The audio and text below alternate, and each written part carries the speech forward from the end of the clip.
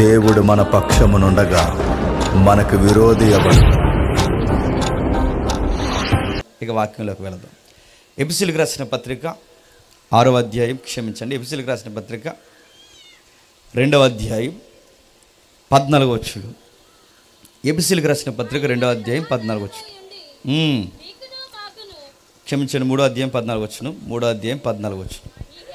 ఈ హేతువు చేత పరలోకమందును భూమి మీద ఉన్న ప్రతి కుటుంబము ఏ తండ్రిని బట్టి కుటుంబం అని పిలువబడుచున్నదో ఆ తండ్రి ఎదుట నేను మోకాళ్ళుని, మీరు అంతరంగ పురుషుని యందు శక్తి కలిగి ఆయన ఆత్మ వలన బలపరచబడినట్లుగా క్రీస్తు మీ హృదయాలలో విశ్వాసము ద్వారా నివసించినట్లుగాను తన మహిమైశ్వర్యము చొప్పున మీకు దయచేయవలనని మీరు దేవుని సంపూర్ణత యందు పూర్ణనగులట్లుగా ప్రేమయందు వేరుపారి స్థిరపడి సమస్త పరిస్థితులతో కూడా దాని వెడల్పు, పొడుగు, ఎత్తు ఎంతో గ్రహించుటకును జ్ఞానమునకు మించిన క్రీస్తు ప్రేమను తెలుసుకొనుటకును తగిన శక్తి గలవారు కావాలని ప్రార్థించుచున్నాను. మనలో కార్యసాధకమైన తన శక్తి చొప్పున మనం అడిగి వాటన్నిటికంటేను ఊహించిన వాటన్నిటికంటేను అత్యధికముగా చేయు శక్తి గల దేవునికి క్రీస్తు యేసు మూలముగా సంఘములో తరతరములు సదాకాలం మహిమ కలుగునుగాక. ఆగుతాం. పౌలు గారు తన పత్రికలు రాస్తున్నప్పుడు విశ్వాసుల్ని మోటివేషన్ చేయడానికి, అంటే ఒక భక్తుడు ఆత్మీయంగా ఎలా ఎదగాలి, దేవుని ప్రేమను ఎలా అనుభవించాలి, దేవుని యొక్క ఆయన మనసును ఎలా తెలుసుకోవాలి, ఆయన చిత్తం ఏంటి, ఆయన ప్రేమ ఏంటి, ఆ ఎత్తు, పొడవు, మహిమైశ్వర్యం ఒక్కటేంటి, దేవుని యొక్క హృదయ లోతుల్లో ఆయన చిత్తం ఎంతగా గూడు కట్టుకుని ఉందో తెలియాలి అంటే ఆ తెలియచేయడానికి మొట్టమొదటిగా ఒక పదం వాడాడు, ఫ్యామిలీ అన్నాడు. ఏంటట? ఫ్యామిలీ. అంటే కుటుంబం అంటే ఏంటో మనకు బ్రైట్గా అర్థం కావాలి అంటే దేవుడు అర్థం అవ్వాలి. దేవుడు అంటే మనకు ఇంకా బాగా అర్థం కావాలంటే ఫ్యామిలీలో కొన్ని అసమానతలు మనం ఫేస్ చేయాలి. కుటుంబంలో భాగమేనంటే కుటుంబ విషయాలు కొన్ని తెలిస్తేనే దేవుడు మనల్ని ఎంత ప్రేమిస్తున్నాడో మనకు అర్థమవుతుంది. దేవుడు మనల్ని ఎంత భారంగా చూస్తున్నాడో మనకు తెలిస్తేనే మన బరువేంటో మనకు అర్థమవుతుంది. గుర్తుపెట్టుకోండి. అందుకే కుటుంబానికి దేవుని చిత్తానికి పెనవేసి మాట్లాడుతున్నాడు. ఈ హేతువు చేత పరలోకమందును భూమి మీదను ప్రతి కుటుంబము ఏ తండ్రిని బట్టి కుటుంబం అని పిలువబడుతుంది. ఇప్పుడు చెప్పండి, ఒక కుటుంబాన్ని కుటుంబం అని పిలవాలంటే దానికి స్కేల్ ఏంటంట చెప్పాలి.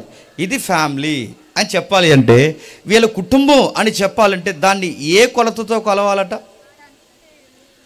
ఏ దేవుణ్ణి బట్టి. అంటే ఇది కుటుంబం అని డిక్లేర్ చేయాలంటే ఈ కుటుంబంలో ఖచ్చితంగా ఎవరి చిత్తం నెరవేరిస్తే ఫ్యామిలీ అవుద్దట? అది. అంటే ఇది ఫ్యామిలీ అని చెప్తే పెళ్లి చేసుకున్న ప్రతి ఒక్కరు ఫ్యామిలీ లెక్కల్లోకి రారు. నేను మళ్ళీ చెప్తున్నాను, పిల్లలను కనేసినంత మాత్రాన ఫ్యామిలీ లెక్కల్లోకి రారు. బయట రకరకాల పెళ్ళిళ్ళు జరుగుతున్నాయి, గుడుల్లో గోపురాల్లో లేచిపోయి రకరకాల పెళ్ళి, ఇవన్నీ పెళ్ళిళ్ళు అవ్వవు, ఇవి కుటుంబాలు అనిపించుకోవు. ఇది ఫ్యామిలీ అనడానికి ఇరువురిని సంధి చేసేది ఒకటి ఉంటుందట. ఆ సంధి చేసేది పరలోకమందున్న తండ్రి.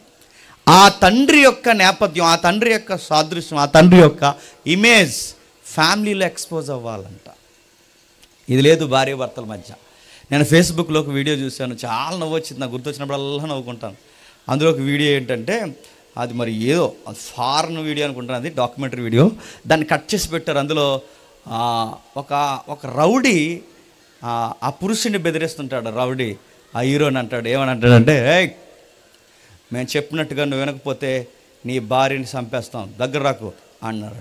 అక్కడ కూర్చొని అంటాడు, చంపే ఇంకో దాన్ని చేసుకుంటా అన్నాడు. నాకు చాలా నవ్వు వచ్చింది. అడుగుతున్నాడు, ఆడు చూడండి, ఆడు బెదిరిస్తున్నాడు రౌడీగాడు. దగ్గర వచ్చాడు, నీ భార్య పేక్కు హెత్తడు, కోసే ఇంకో దాన్ని చేసుకుంటా అన్నాడు. అంత ఈజీగా మరీ చెప్తున్నాను, చంపే పో అనేంత ఈజీ కాదు ఫ్యామిలీ అంటే. ఫ్యామిలీని డీల్ చేయడం రావాలంటే రావాలి. ఫ్యామిలీని ఎలా డీల్ చేయాలో తెలియకపోతే నష్టపోయిన కుటుంబాలు ఉన్నాయంటే బైబిల్లో పొంకాలు ఉన్నాయి, చాలా కుటుంబాలు ఉన్నాయి. అలాంటి కుటుంబాల్లో ఎలా వ్యవహరించాలి, ఎలా వ్యవహరించకూడదని నేర్చుకుంటామని దేవుడు పూర్వకాలం నుంచి కొన్ని సంగతులు, కుటుంబ నేపథ్యాలు ఎక్కువ నమోదు చేశారు. అందులో కుటుంబ నేపథ్యంలో ఈ ఎఫ్సీ పత్రిక రాస్తూ ఏమంటాడంటే, ముఖ్యంగా పరలోకమందున్న దేవుణ్ణి బట్టే మన కుటుంబం, అంటే ఈ కుటుంబం దేవుణ్ణి బట్టి కుటుంబం, ఈ కుటుంబం దేవుడు యొక్క ఔన్నత్యమును బట్టి కుటుంబంగా పిలువబడాలి, ఈయనను బట్టే ఇది ఫ్యామిలీ అని పిలువబడాలి. అలా పిలువబడాలి అంటే ఈ ఎఫ్సీ పత్రిక ఎక్కువ కేంద్రీకరించింది సంఘము కుటుంబం. అందుకే చూడండి, ఈ 3వ అధ్యాయం కానీ 4వ అధ్యాయం కానీ 5వ అధ్యాయం కానీ 6వ అధ్యాయం కానీ ఈ చివరి 3 అధ్యాయాలు ఎక్కువ దేని మీద కేంద్రీకృతమై ఉంటాయి చెప్పండి? ఫ్యామిలీ చిల్డ్రన్స్ అంటే వైఫ్ చిల్డ్రన్స్ ఇద్దరు ఎవరైతే ఉన్నారో ఆ యజమాని గురించి, ఆ భార్యను గురించి, ఆ పిల్లల గురించి ఎక్కువ కేంద్రీకరిస్తారు. చూడండి ఆ అధ్యాయం మనం చదువుతున్నప్పుడు వాళ్ళని ఎలా డీల్ చేయాలి, ఎలా వ్యవహరించాలి, ఈ అధ్యాయాలు, ఈ పుస్తకాలు లేదా ఈ యొక్క వచనాల భారం మనకు అర్థం కావాలి అంటే ఒక్కసారి కుటుంబంలో ఎలా వ్యవహరించకూడదో కొన్ని ఉదాహరణలు ఉన్నాయి బైబిల్లో. చాలామంది పిల్లల్ని డీల్ చేయడం రాదు. ఆ పిల్లల్ని ఎలా చూసి పైనుంచి కింద చూసి అనవసరంగా పుట్టావు అంటారు. అనవసరంగా పుట్టా అన్నప్పుడు ఈ మొక్క నడుగుతున్నాను, అలా పుట్టకుండా అని చెప్తున్నాను, అలా పుట్టకుండా ఉన్నప్పుడు అప్పుడను పుట్టారు కనుక ఇలుగు తెలియట్లేదు. చాలామంది పిల్లలతో డీల్ చేసే విధానం తెలియదు. నేను చాలామంది తల్లులు చెప్తున్నాను మొట్టమొదటిగా, ఎందుకంటే కుటుంబాలు ఎలగాలన్నా మీ చేతుల్లో ఉంటాయి, కుటుంబాలు చెప్పండి మంట కలిసిపోవాలని మీ చేతుల్లో ఉంటాయి. ఇంటికి దీపం వెళ్ళాలైనా మీరే, ఆ దీపం ఇల్లు తగిలెట్టాలన్నా ఆ దీపం మీరే, గుర్తుపెట్టుకోండి.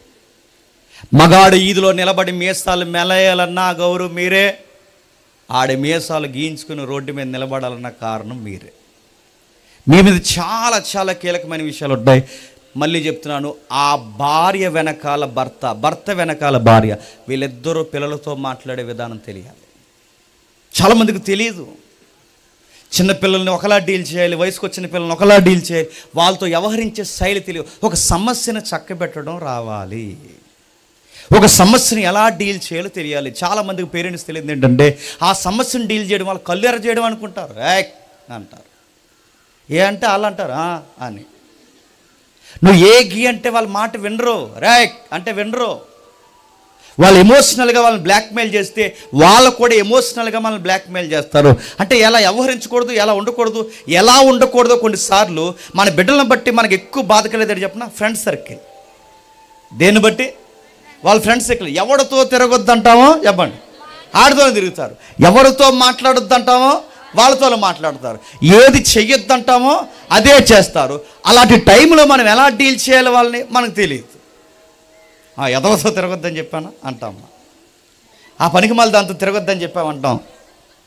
వాళ్ళు ఏమంటారంటే మమ్మీ డాడీ మీకలతో చూడకండి అంటారు. వాళ్ళు మనం ఎంత చెప్పినా వాళ్ళకి అర్థం కాదు, ఎందుకంటే ఆ దెబ్బలు ఎలా ఉంటాయో మనం దాటొచ్చాం, మీరు దాటొచ్చారనికి అర్థం అవుద్ది పెద్దవారుగా, కానీ ఆ ఏజ్ వాళ్ళకి అర్థం అవుతుందిగా. అందుకే ఆ టైంలో వ్యవహరించే శైలి, ఆ పౌరుష పదాలు వాడతాం, కొట్టడానికి చెయ్యెత్తుతాం, రకరకాల విన్యాసాలు చేస్తుంటాం. ఆ టైంలో మళ్ళీ చెప్తున్నాను, మీ పిల్లల్ని ఎమోషనల్గా మీరు కృంగదీస్తారు. బైబిల్లో ఉంది ఏమని చెప్పినా, మీ పిల్లలను నిష్ఠూర పెట్టవద్దు. నిష్ఠూర అంటే వాళ్ళని మానసికంగా కృంగదీయొద్దు. ఎక్కువ ఏదన్నా అలా వత్తామనుకోండి, అలా గ్లాస్ లాంటి వాళ్ళు గుర్తుపెట్టుకోండి, టప్ మన పగిలిపోతే నువ్వు ఎన్ని అతికించినా అతుకులు బతుకే అవుతాయి తప్ప మళ్ళీ యథాస్థితి అందము రాదు. ఇలాంటి ప్రాబ్లమేటిక్ వ్యవహరించిన ఫ్యామిలీ ఉందంటే ఉంది. ఒకసారి మొదటి సమూయేలు గ్రంథం రండి, ఒకసారి మొదటి సమూయేలు గ్రంథం 19వ అధ్యాయం, మొదటి సమూయేలు గ్రంథం 19వ అధ్యాయం అనుకుంటే ఒకసారి చూడండి. ఒక విన్యాసం, ఒక విచిత్రమైన సన్నివేశం జరుగుతుంది ఇక్కడ. మొదటి సమూయేలు గ్రంథం 20వ అధ్యాయం, మొదటి సమూయేలు గ్రంథం 20వ అధ్యాయం 24వ వచనం చూద్దాం. కాబట్టి దావీదు పొలములో దాక్కొనెను, రాజు భోజనము చేయి కూర్చుండగా మునుపటి వలె రాజు గోడ దగ్గరున్న స్థలమందు తన ఆసనం మీద కూర్చుని ఉండెను. యోనాతాను లేవగా అబ్నేరును సౌలునొద్ద కూర్చునెను. అయితే దావీదు స్థలము ఖాళీగా ఉండెను. అయినను అతనికి ఏదో ఒకటి సంభవించినందున అతడు అపవిత్రుడై ఉండునేమో అని, అతడు అపవిత్రుడై ఉండుట అవశ్యమని సౌలు అనుకొని ఆ దినమున ఏమియో అనలేదు. ఆగుదాం. కొన్ని విషయాలు మీరు గమనించండి. ఈ టెక్స్ట్, ఈ సందర్భం మనకు తెలియాలి. సందర్భం ఏంటంటే, సౌలు గారికి ఒక అబ్బాయి ఉన్నాడు. ఎవరు? యోనాతాన్. యోనాతాన్కి బెస్ట్ ఫ్రెండ్ ఎవరు? దావీదు గారు. వీళ్ళిద్దరూ బాగా క్లోజ్గా తిరుగుతారట. అయితే దావీదు గారు కూడా డైరెక్ట్గానో ఇండైరెక్ట్గానో సౌలు కుటుంబానికి ఫ్యామిలీ మెంబర్ అయిపోయాడు. ఎలాగైపోయాడంటే, ఆ ఫైట్ సీన్తో అయిపోయాడు. మామూలు ఫైట్ చేశాడా? మామగారు పరువు కాపాడాడు, దేశం యొక్క ప్రాణాలు కాపాడాడు. ఒక్కటే రెండేంటి, ఆ ఒక్క ఫైట్ దావీదు లైఫ్ని టర్న్ ఓవర్ చేసింది. కొట్టింది బాగా వినండి, కొట్టింది గొలియాతునే కాదు, మామ మనసును కూడా గెలిచాడు. వాళ్ళ మామగారు ఆవేశంలో ఒక బెట్ కలిపాడు. ఆ బెట్ ఏంటంటే, ఆ ఫైట్లో గెలిచినోడికి మా అమ్మాయిని ఇచ్చి పెళ్లి చేస్తారని. ఆ ఫైట్కి నేను అడుగుతున్నాను, గొలియాతే పడలేదు, ఆ ఫైట్కి సౌలే పడలేదు, ఆ ఫైట్కి ఆ అమ్మాయి పేరు ఏదో ఉంటుంది, ఆ మేకాలు కూడా పడింది. అందరూ ఆ ఫ్యామిలీ మెంబర్ అయ్యారు. మొత్తం మీద ఆ ఫ్యామిలీ మెంబర్ అయిన తర్వాత ఈ అబ్బాయి బాగా క్లోజ్ అయిపోయాడు. ప్రత్యేకించి వాళ్ళకు ఒక భోజనం టేబుల్ ఉంటుందట. ఆ రాజు ఆస్థానంలో ఒక భోజనం టేబుల్ ఉంటుందట. ఇక్కడ సౌలు గారు కూర్చుంటారు, ఇక్కడేమో వాళ్ళ అబ్బాయి కూర్చుంటాడు, ఇక్కడేమో మరొక సైన్యాధిపతి కూర్చుంటాడు. దావీదు గారికి ప్రత్యేకించి ఒక సీట్ ఇచ్చారంట. అంటే వీళ్ళందరూ కలిసి భోజనం చేస్తారన్నమాట. వీళ్ళందరూ కలిసి భోజనం చేస్తున్న టైంలో అందరూ భోజనానికి వచ్చారు. 2 days నుంచి ఒక అబ్బాయి భోజనానికి రావట్లేదు. ఆ అబ్బాయి పేరు దావీదు. సౌలు గారు వచ్చారు, చూశారు, నిన్న రాలేదు, ఈరోజు రాలేదు, దావీదు ఎందుకు రావట్లేదు అని అప్పటికే చెడిపోయి సౌలు ఉన్నాడు కనుక ఇలా అనుకున్నాడట. యంగ్ బాయ్స్ కదా, ఏదో అపవిత్రత ఉంటుందిలే అనుకున్నారట. ఎక్కడో ఏదో మైల్ అయి ఉంటుంది, అందుకే రాలేదు, సరే వస్తాడులే అని. తర్వాత ఇంకా రాకపోయేసరికి వాళ్ళ అబ్బాయిని అడిగాడట, ఏడు దావీదేడి అని అడుగుతూ ఏమడుగుతున్నాడు చూడండి. అయితే అమావాస్య పోయిన మరనాడు అనగా రెండవ దినమున దావీదు స్థలము ఎవడునూ లేకపోవడం సౌలు చూసి, నిన్నయు నేడు యెష్యా కుమారుడు భోజనమునకు రాకపోవటం ఏమని యోనాతాను అడుగుగా, యోనాతాను దావీదు బెత్లెహేమునకు పోవాలని కోరిక దయచేసి పట్టణం మందు వారి ఇంటివారు బలి అర్పింపబోచున్నారు, నువ్వు రావాలని నా సహోదరుడు నాకు ఆజ్ఞాపించను గనక నేను దయ పొందిన వాడినై నా సహోదరుని దర్శించినట్లుగా అందు నిమిత్తమే సౌలుతో చెప్పగా, సౌలు యోనాతాను మీద బహుగా కోపపడి, బాగా వినండి, ఎంత కాదనుకున్నా గుర్తుపెట్టుకోండి, ఫ్యామిలీ అనగానే సౌలు యోనాతాను తల్లిదండ్రులు, అంటే తండ్రి కొడుకులు. బాగా వినండి, ఈ తండ్రి కొడుకులు ఎవరైతే ఉన్నారో ఆ కుటుంబానికి ఒక సమస్య వచ్చిందట. ఆ కుటుంబం ఎవరిని బట్టి సమస్య వచ్చింది? వాళ్ళ ఫ్రెండ్ని బట్టి. వాళ్ళ ఫ్రెండ్ అంటే వీళ్ళ నాన్నగారికి నచ్చట్లేదు. ఎందుకు నచ్చట్లేదు? జెలసీ స్టార్ట్ అయిందిగా. ఈ అబ్బాయిని ఇలాగే వదిలేస్తే రేపు పొద్దున్న ఈ సింహాసనాన్ని ఎవరు ఆక్యుపై చేస్తారు? దావీదు ఆక్యుపై చేస్తాడు. అసలు నా తర్వాత రాజు ఎవరు అవ్వాలని కోరుకుంటున్నాడు సౌలు? యోనాతాను అవ్వాలి. కానీ పబ్లిక్లో టాకు, ఫేమ్, నేమ్ రోజు రోజుకి ఎవరికి పెరిగిపోతుంది? దావీదుకి పెరిగిపోతుంది. ఇలానే వదిలేస్తే రేపు పొద్దున ఏమవుద్ది? ఇలాగ వదిలేస్తే రేపు పొద్దున ఏమవుద్దంటే, నేను చూస్తుండగానే నా సింహాసనం మీద నా కొడుకుకు బదులు దావీదు కూర్చుంటాడు. ఇలాగే ఉంటే ప్రాబ్లమెటిక్ అవుద్ది కనుక ఇలానే వదిలేస్తే సింహాసనానికి ప్రమాదం ఉందని ఎప్పుడు లేపేద్దామా అని స్కెచ్ చేసి కూర్చున్నాడు. ఎవరు?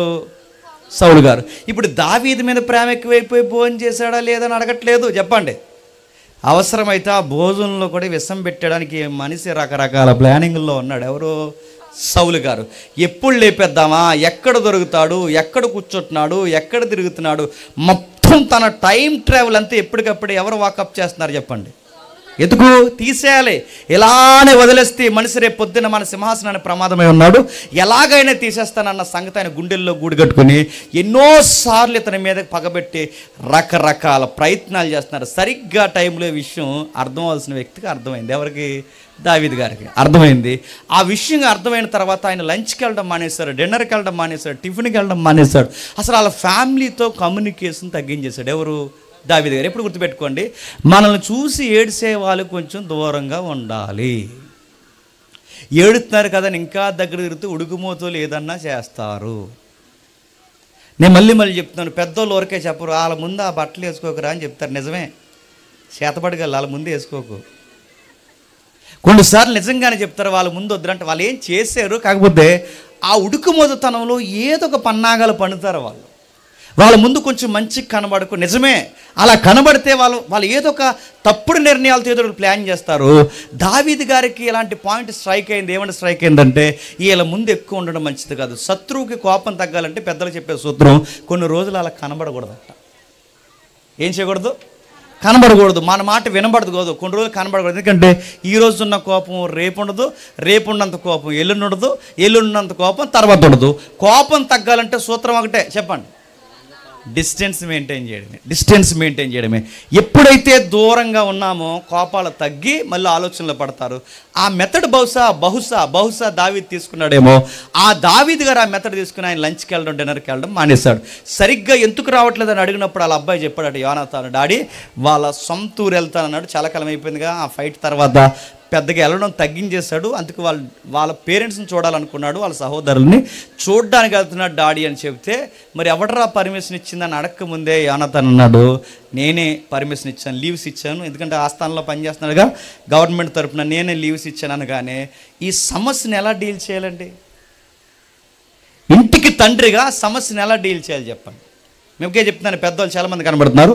ఆ సమస్యను ఎలా డీల్ చేయాలి? రే జాగ్రత్తరా, ఇది ఇలా ఉంది పరిస్థితి, పబ్లిక్లో రోజు రోజుకి అబ్బాయికి పేరు పెరుగుతుంది, నా ఆలోచన ఇలా ఉంది, నువ్వు రాజు అవ్వాలి, ఈ అబ్బాయి ఇలా ఉంటే ఇబ్బంది ప్రాబ్లం అవుద్ది, నేను ఎలాగైనా సరే నేను రాజుని చేయాలని నేను చూస్తున్నానని కొడుక్కి అర్థమయ్యేలా చెప్పుకోరు కదండి. పోనీ అది మంచో చెడో మొత్తం మీద కొడుకుతో ఒక శాంతంగా డిస్కషన్ చేయాలిగా.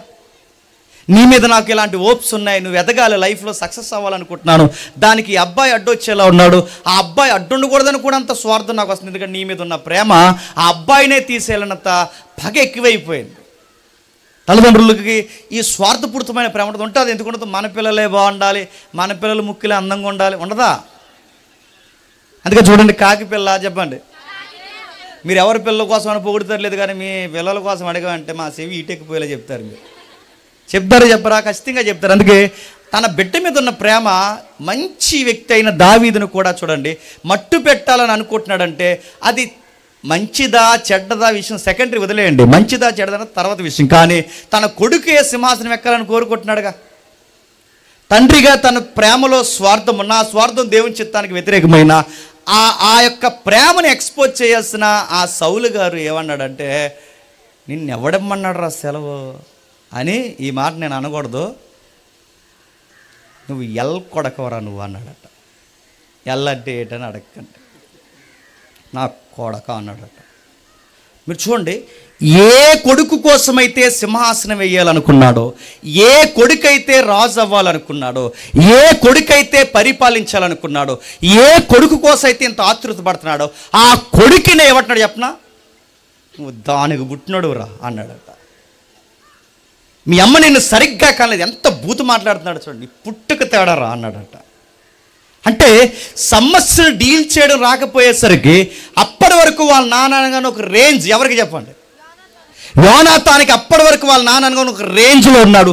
ఎప్పుడైతే ఇలాంటి పుట్టుకను గూర్చి పచ్చి బూతులు వాళ్ళ నాన్న మాట్లాడుతున్నాడో, ఆ కుమారుడు దృష్టిలో వాళ్ళ నాన్న స్థాయి ఏమవుతుంది చెప్పండి, తగ్గిపోయింది.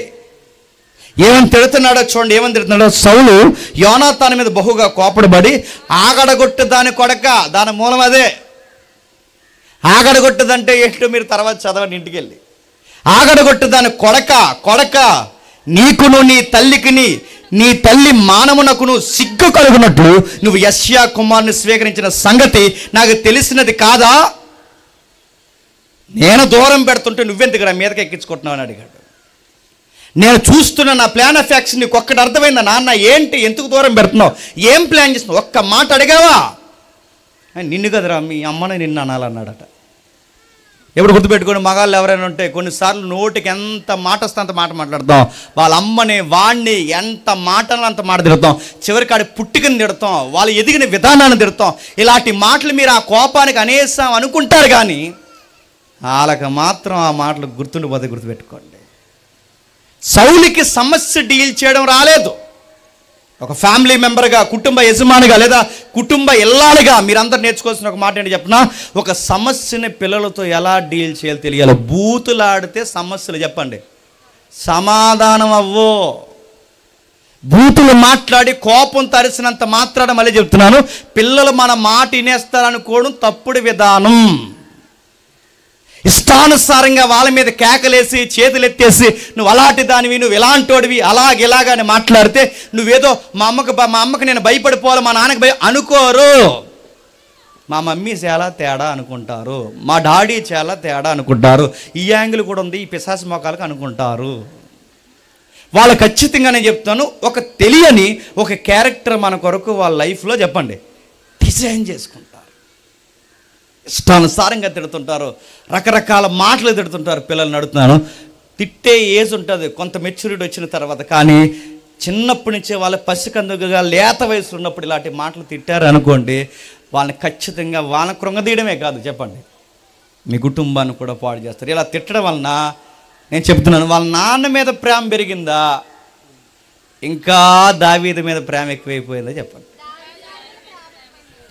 ఆడితో తిరక్కు అంటే ఇంకా తిరిగేస్తారు. మళ్ళీ చెప్తున్నాను, వాళ్ళతో మాట్లాడుకంటే ఇంకా మాట్లాడతారు. కానీ ఎందుకు మాట్లాడకూడదు వివరణ ఇవ్వాలి వాళ్ళకి. వాళ్ళతో ఎందుకు తిరగకూడదు వివరణ ఇవ్వాలి. తిరగొద్దానా అనకూడదు, నువ్వు కోనసీమలో సాగదీసినట్టు వద్దన్నా అనకూడదు, గుర్తుపెట్టుకో. తిరగొద్దన్నా ఇలా కాదు, మరి చెప్తున్నాను, ఎందుకు తిరగొద్దు, ఎందుకు మాట్లాడకూడదు, నష్టాలు ఏంటి, దానివల్ల ఎదురయ్యే సమస్యలు ఏంటి, ఆ క్రైసిస్ ఏంటో నువ్వు ఎక్స్ప్లెనేషన్ ఇవ్వాలి. దీనివల్ల నీ ఫ్యూచర్కి ఎంత ప్రాబ్లం అవుద్ది, వాళ్ళతో నీకు స్నేహాలు ఏంటని వాళ్ళకి అర్థమయ్యేలా చక్కగా చెప్తే వింటారు. కానీ చెప్పేలా చెప్పరు. మళ్ళీ చెప్తున్నాను, కుటుంబంలో తలకాయల జాగ్రత్త, వాళ్ళకి అర్థమయ్యేలా చెప్పండి. అప్పుడు అడుగుతున్నాడు కిందకి ఏమంటున్నాడు చూడండి, యెషయా కుమారుడు భూమి మీద బ్రతుకున్నంత కాలము నీకైనా నీ రాజ్యంకైనా స్థిరము కలగదు, కాబట్టి నీ వర్తమానం పంపి అతను నా దగ్గరికి రప్పించుము, నిజముగా అతడు మరణానికి అర్హుడని చెప్పిన అంతడు యోనాతాను. అతడు ఎందుకు మరణ శిక్షణ అందవలను చూసారా? చివరికి నాన్ని తిరగేసి అడిగించుకునే పరిస్థితి ఎవరు తెచ్చుకున్నారు చెప్పండి. అది గుర్తుపెట్టుకోండి. మీరు తిట్టేస్తున్నారు అనుకోండి, ఒక మాట అంటారు సైలెంట్గా ఎలా తుడుచుకునేమంటారు చెప్పిన, నేనేమన్నానని ఇప్పుడు అంత మాట అనేసావు అంటారు. సత్యం ఇంకా మాటకు గుర్తుపెట్టుకో. వాళ్ళ మన కోసం మనం ఎక్స్ప్లెనేషన్ ఇచ్చామంటే ఇది రైట్ అనిపించాలి వాళ్ళకి, ఎస్ ఇది నిజం అనిపించాలి. అలా అనిపించకుండా వాళ్ళు తిరగేసి మనల్ని ఎందుకు అని మనల్ని అడుగుతున్నారు అనుకోండి, మన వివరణ కాదు అక్కడ చెప్పండి, వాళ్ళని బాధకు ఎక్కువ గురి చేస్తున్నాం మనం. అందుకే కిందకి కట్టినాడు చూడండి, యోనాతాను అతడు ఎందుకు మరణ శిక్షణ అందవలను, అతడు ఏమి చేసిన సౌలుని అడగగా సౌలు చూసారా వాళ్ళ అబ్బాయి ఏమడిగాడండి, వాళ్ళ అబ్బాయి ఏమడిగాడు, ఎందుకు ఆ ఫ్రెండ్ మీద మీరు అంత అసూయ పడిపోతున్నారు, ఎందుకు మీరు అంత ఇబ్బంది పడిపోతున్నారు, చచ్చిపోవడానికి సెలవిచ్చిన వాడిని మళ్ళీ మీరు వెనక్కి రమ్మంటున్నారంటే మీకు అంత పగ దావీదు మీద ఎందుకు వచ్చిందా, అతను చావడానికి కారణం ఏంటంటే, ఇప్పుడు ఆ అబ్బాయి అడిగిన క్వశ్చన్కి వీళ్ళ నాన్నగారి దగ్గర ఆన్సర్ ఉందా? చంపేయాలనుకున్నాడు. ఎవరిని చెప్పండి, దావీదుని కాదు, ఎవరిని చెప్పండి, సరిగ్గా చదవండి.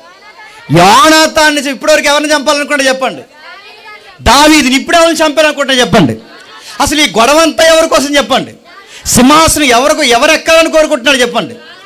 ఏ కొడుకు కోసం అయితే ఇంత గొడవ పెట్టుకుంటున్నాడో, ఏ కొడుకు కోసం అయితే ఇంత ఆలోచిస్తున్నాడో, ఏ కొడుకు కోసం అయితే ఇంత తపన పడుతున్నాడో, ఇప్పుడు కోపంలో ఎవరిని చంపాలనుకుంటున్నాడు చెప్పండి. సమస్యను డీల్ చేయడం రాకపోతే పాము కనిన పిల్లలను తిన్నట్టే చెప్పండి. మీ సమస్యని మీరు ఫ్యామిలీలో డీల్ చేయడం రాకపోతే మీ పిల్లల్ని మీ చేత్తోనే పాడు చేస్తారు, మీ పిల్లలు మీ చేత్తోనే చెప్పండి చంపేస్తారంటే చంపేస్తారు.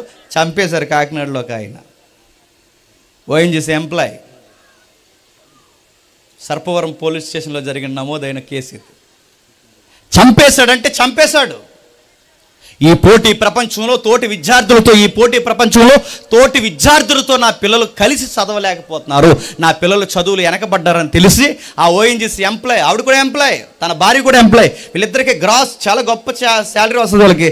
వాళ్ళకి మంచి శాలరీ ఉన్నా కానీ వాళ్ళ భవిష్యత్తు నా బిడ్డలకి సరిగ్గా ఉంటుంది లేదని, సరిగ్గా చదవట్లేదని ఇద్దరు మగపిల్లలను, వయసుకు వచ్చిన మగపిల్లలను, అంటే నాకు తెలిసి 7-6 సంవత్సరాలు లేదా 7-5 సంవత్సరాలు ఇద్దరు పిల్లలకుంటే తండ్రే దగ్గరుండి వాళ్ళ ఆవిడికి ఇలాంటి ఫంక్షన్కి వస్తే 5 మినిట్స్లో వస్తాను, బిడ్డలకు ఐస్ క్రీమ్ కొంటాను ఏదో చెప్పి మొత్తం మీద తీసుకుని వచ్చాడు. ఎవరికి చెప్పా చేయకుండా ఇంటికి తీసుకుని వచ్చి తన భార్య అక్కడ ఫంక్షన్లో ఉండగా ఈ ఇద్దరు పిల్లలు ఇంట్లోకి తీసుకొచ్చి డోర్ లాక్ చేసి ఇటు బకెట్ నిండా నీళ్ళు పెట్టి ఇద్దరు పిల్లల తలకాయలు ఆ బకెట్లో ముంచి తండ్రి చంపేశాడు. చివరికి తాను చంపేయడమే కాదు, తాను కూడా ఊరే చచ్చిపోయాడు.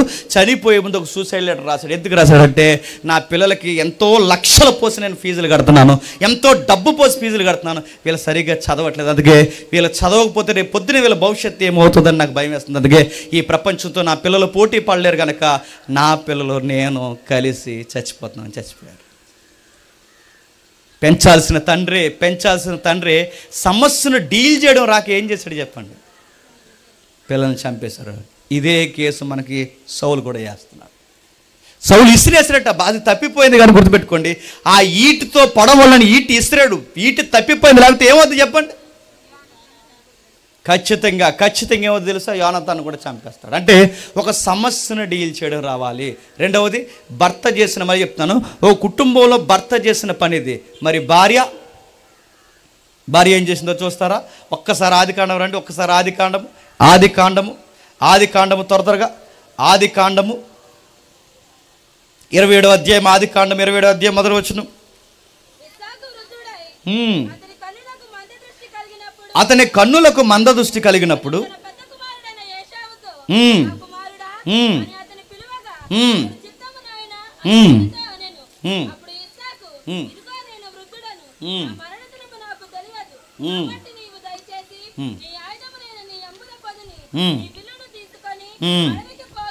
ఆగుదాం. మనకు తెలిసింది ఈ సందర్భంలో ఉన్న విషయాలు ఏంటో మనకు తెలుసు. ఇది ఒక ఉమ్మడి కుటుంబం. ఆ ఉమ్మడి కుటుంబం నడుస్తున్నప్పుడు ఆ కుటుంబంలో 2 పార్టీలు ఉన్నాయంట. ఒకటి తల్లి పార్టీ, 2 తండ్రి పార్టీ. తల్లి పార్టీ ఎవరు? చిన్నోడు. తండ్రి పార్టీ ఎవరు? పెద్దోడు. వాళ్ళిద్దరు ఒక పార్టీ కనుకే వాళ్ళ నాన్నగారు చనిపోతున్నప్పుడు ఆ ఇష్టాలన్నీ ఎవరితో మాట్లాడుతున్నాడు? పెద్దోడితోనే మాట్లాడుతున్నాడు. ఏమని మాట్లాడుతున్నాడు? నాకు నచ్చిన కూర ఒకటి తినాలని ఉందరా, కొంచెం నాకు ఆ కర్రీ నువ్వు తెచ్చావంటే, ఆ యాట మాంసం తెచ్చావంటే నేను ఏం చేస్తానంటే నెక్స్ట్ ప్రాపర్టీ పేర్లన్నీ, నామినీ నేములన్నీ నీయే పెట్టేస్తా అన్నాడు. కొంతమంది పెద్దోళ్ళు ఉంటారండి, చచ్చిపోతామన్న బాధ కన్నా గోంగూర మటన్ తినేసి చచ్చిపోవాలనుకున్నారట. మరి కాటికి కాళ్ళు చేస్తున్నప్పుడు కూడా ఇలా కోరికలు, ఏం కావాలో పెద్దమ్మంటే ఆ కూర తిని చచ్చిపోతాను బాగుందని. నేను చచ్చిపోయే భయం లేదు నీకు. ఇస్సాక్ గారు అలాంటి నేను అంటలేదు, కానీ ఇస్సాక్ గారు ఫ్లేవర్ కోరుకుంటున్నాడు. చూడండి, ఏ ఫ్లేవర్ కోరుకుంటున్నాడు అంటే ఒక మంచి ఫుడ్ కావాలని పెద్దోడితో డిస్కషన్ చేస్తున్నాడు. ఏ విషయాలు, ఎలాంటి విషయాలు డిస్కషన్ చేస్తున్నాడంటే వాళ్ళ నాన్నగారు ప్రాపర్టీ, అంటే అబ్రహాము, ఇస్సాకు, తర్వాత నీ పేరే యాసావు అన్నాడు. అబ్రహాము, ఇస్సాకు, యాసావు నీ పేరు పెడతాను రా, నీ పేరు నేను పెట్టాలనుకుంటున్నాను, అయితే ఆ పేరు పెట్టాలంటే ఒక షరతు ఉంది, నువ్వు వెళ్ళి ఫుడ్ తీసుకురా. ఆ ఫుడ్ తీసుకురాని విషయం ఎప్పుడైతే ఈ పెద్దోడితో ఎప్పుడైతే మాట్లాడుతున్నారో వెనకాలండి ఇవిడ ఉంటుంది. ఎవరు? అలా వినొచ్చా? మిమ్మల్ని అడుగుతున్నాను, భర్త మాట్లాడుతున్న విషయాలు అలా రహస్యంగా వినొచ్చా? పోనీ విన్నదానివి విన్న మాటలు మళ్ళీ ఎవరికి చెప్పాలి? భర్తకే చెప్పాలి. ఏంటండి ఆ మాటలు అలా చెప్తున్నారు ఏంటి అని ఆయనకే చెప్పాలిగా. ఆవిడ ఆయనకి చెప్పలేదు, మరి ఎవరికి చెప్తుంది? మరి ఇలా రారా అందంట. ఏ మమ్మీ అని వచ్చాడు, ఈ అబ్బాయి ఎక్కడికి వెళ్ళి ఇంట్లో ఉంటాడు. యా మమ్మీ అని వచ్చాడు. పిలిస్తే నీకు విషయం చెప్పినా, మీ నాన్నగారు ప్రాపర్టీ అంతా ఎవరికి ఇచ్చేస్తా అంటున్నారంటే మీ అన్నయ్యకి ఇచ్చేస్తా అంటున్నాడు. ఇలాగైతే ఎట్టారా, రేపు పొద్దున్న నువ్వు ఎలా బతుకుతావురా, అందుకని నువ్వేం చేస్తాను నీకు ఐడియా ఇస్తున్నాను. ఐడియా ఏంటంటే మీకు అంత స్టోరీ తెలుసు, మీ అన్నయ్య ప్లేస్లోకి నువ్వు రా, మీ అన్నయ్య ప్లేస్లో నువ్వు మాట్లాడు, మీ అన్నయ్య అని నమ్మబలకు, ఇవన్నీ చెప్పేసింది. మొత్తం మీద భర్తకి ఏవైతే చెప్పకూడదో అవన్నీ అబద్ధాలు ఆడించి చెప్పండి కొడుకుతో చేస్తుంది. కొంతమంది తల్లులు ఎలా చెప్తారంటే ఎలా చెప్తారు చెప్పనా, పిల్లలు డబ్బులు డాడీలను అడగరు, ఎక్కువ ఎవరిని అడుగుతారు చెప్పండి? మమ్మీని అడుగుతారు. అప్పుడు మమ్మీ ఏం చేయాలి? డాడీని అడగరా అనాలి. అడగరు, అలా అనరు. నాన్న అడగరా డబ్బులు అని అనరు. ఏమంటారు చెప్పనా? నా దగ్గర లేవు, మీ నాన్న ఇవ్వలేదు అంటారు. అక్కడ తాగాలి కదండి. అలా అనరు. అప్పుడు ఏమంటారంటే ఆడికి తెలుసు చిట్టకాల బిస్కెట్లు మనకి ఎలాగేయాలో, అందుకే మమ్మీ గడ్డం పట్టుకుంటారు, మమ్మీ బొగ్గలు పట్టుకుంటారు. అలా కాదే నాకు 500 కావాలి అలాగే ఇలాగని అడిగినప్పుడు అని అప్పుడు అంటుంది, అక్కడ ఎడతాడు అందంట. ఎక్కడ? ఆ బీరువాలు అక్కడ ఎడతాడు. ఎక్కడంటే అదిగో అక్కడ ఎడతాడు. అన్నీ తీసేకురోయ్, ఆ మధ్యలోకి అయింది అందంట. మధ్యలోకి అయింది ఎందుకే అని అడిగితే చెప్పాడట, అన్నీ తీస్తే తెలిసిపోద్ది, మధ్యలోకి అయింది తీసానుకో మీ నాన్నకి తెలియదు, నీకెళ్ళి తెలుసు అంటే ఇంక అడక్కు అందంట. నేను అడుగుతున్నాను. ఇలాంటివన్నీ చెప్పే తల్లిదండ్రులు. భర్త బలహీనతలు చెప్పే స్త్రీలు లేరు. జేబులో పెడతాడు, బీరువాలో 3వ జత కింద పెడతాడు. ఇలాంటి ప్రాపర్టీ విషయాలు బిడ్డలకు చెప్పేవాళ్ళు లేరు, ఉన్నారు. ఇలాంటి విషయాలు మాట్లాడే వాళ్ళు ఉన్నారంటే ఖచ్చితంగా ఉన్నారు. ఇలాంటి విషయాలు మాట్లాడకూడదు, గుర్తుపెట్టుకోండి. ఆయన మాట్లాడి వాళ్ళ ఆవిడ విన్న తర్వాత ఆవిడ వెళ్ళి చెబుతుంది చిన్నోడికి, ఎలారా అని చెప్పింది. చెబితే ఏమైందో తెలుసా? చూడండి ఒకసారి 41వ వచనంలో ఏమవుతుందో చూడండి. తన తండ్రి యాకోబుకి ఇచ్చిన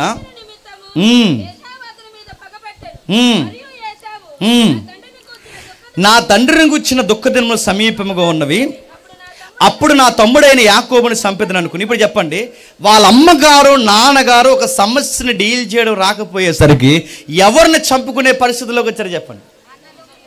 ఇప్పుడు చెప్పండి, ఆస్తులు సంపాదించడం ఒక ఎత్తు అయితే ఆ ఆస్తులను సరిగ్గా పంచడం రెండో ఎత్తు. ఈ రెండోది సరైన నిర్ణయం తీసుకోలేదనుకోండి, ఏ ఆస్తులైతే సంపాదించారో ఆ ఆస్తుల కొరకు ఎవరు కొట్టుకు చచ్చిపోతారు చెప్పండి? పిల్లలు కొట్టుకు చచ్చిపోతారు. 2 పిల్లలుంటే ఇద్దరికి ఎలా పంచాలో తెలియాలి. 2 పిల్లలు ఉన్నప్పుడు భార్య భర్తలకు 2 కూర్చొని ఎవరికి ఎంత ఇవ్వాలో తెలియాలి. అలా కాకుండా ఎవరో ఒకరికి స్వార్థం చూపించారనుకోండి, మీరు సంపాదించిన ఆ ఆస్తులే చివరికి వాళ్ళ ప్రాణాలు తీస్తాయి. లేరు అడుగుతున్నాను. అన్నదమ్ములు నేల కోసం కొట్టుకున్న వాళ్ళు లేరు. ఒకే అమ్మకు పుట్టిన వాళ్ళు గదుల కోసం కొట్టుకున్న వాళ్ళు లేరు. ఒకే తల్లికి పుట్టిన బిడ్డలో అడుగుతున్నాను, నేల కోసం 10,000 రూపాయల కోసం కొట్టుకున్న వాళ్ళు లేరు. ఎందుకు? ఆ పెద్దవాళ్ళు సంపాదించడం అయితే సంపాదించారు, కానీ ఎవరికి ఏ పాలు ఎడదీయాలో ఆ చేతగానే పని చేశారు కనుక వాళ్ళు సరిగ్గా విడదీయలేకపోయారు కనుక వాళ్ళు బాగానే పోతారు. తర్వాత కొట్టి తెచ్చేది ఎవరు చెప్పండి? ఈ ఆస్తులు వాళ్ళ ప్రాణాలు తీస్తారు. రోడ్లు ఎక్కుతున్నారు, లింగిలు పైకి కట్టుకుంటున్నారు.